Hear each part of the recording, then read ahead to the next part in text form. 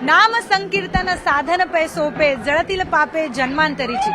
जगद्गुरु संत तुकाराम महाराजांच्या या ओळीने आपण पालखी सोहळ्याच्या पहिल्या दिवसाची आज सुरुवात करतोय।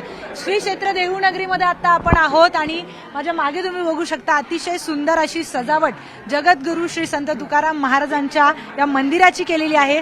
चोहीकडे वेगवेगळ्या फुलांची ही सजावट करण्यात आलेली आहे। पण एक महत्त्वाची गोष्ट इथे आपल्याला लक्षात घ्यायला लागेल की 2020 आणि 21 नंतर अगदी म्हणजे 5 ते 6 वर्षानंतरच अशी परिस्थिती पहिल्यांदा आलेली आहे की अतिशय कमी लोकसंख्येमध्ये कमी वारकऱ्यांमध्ये हा सोहळा पार पडतोय।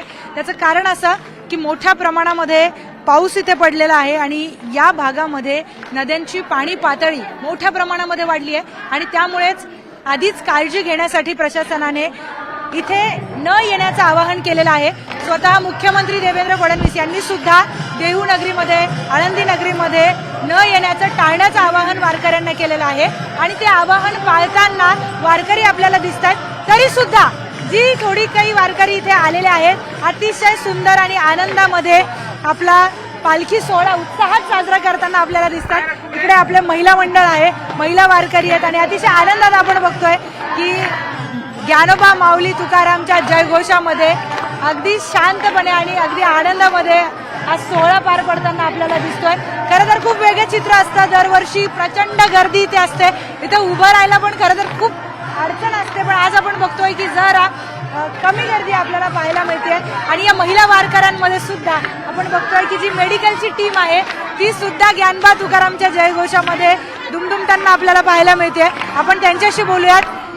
काय वाटतंय, ज्ञानोबा तुकारामचा जयघोष आज आहे आणि तुम्ही खरं तर सेवेचं काम करताय वारकऱ्यांचं, कसं वाटतं? खूप छान वाटत आहे। ऍक्च्युली आम्ही इकडे आलोय सेवा करण्यासाठी, पण यांच्यासोबत या परिसरात रमून गेलो आहे आम्ही। म्हणजे आम्ही एकाकडे सेवा पण करत आहे आणि एका सेम टाइमला आम्ही यांच्यासोबत भक्तीचा आनंद सुद्धा घेतोय। तुमच्या चेहऱ्यावर मला दिसतंय की किती तुम्ही आनंदी आहात।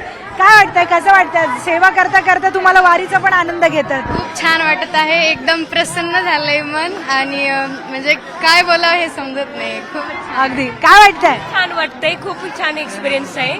एक डॉक्टर म्हणून यांच्यासाठी काम करते त्याच्यामुळे छान वाटतंय आम्हाला।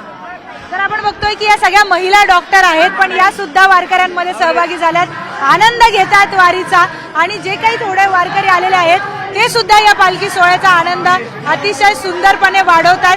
थोड्याफार प्रमाणात इकडे पाऊस आहे पण आता पाण्याची पातळी वाढणार नाही याची आपण अपेक्षा करूया, कारण की हा सोहळा आहे आणि हा सोहळा व्यवस्थितपणे होणं अत्यंत गरजेचं आहे। तर आपण तीच अपेक्षा ईश्वरचरणी प्रार्थनाही करूया। कॅमेरामॅन हर्षद सोबत मी प्रियांका लाठी, न्यूज 18 मराठी, देहू।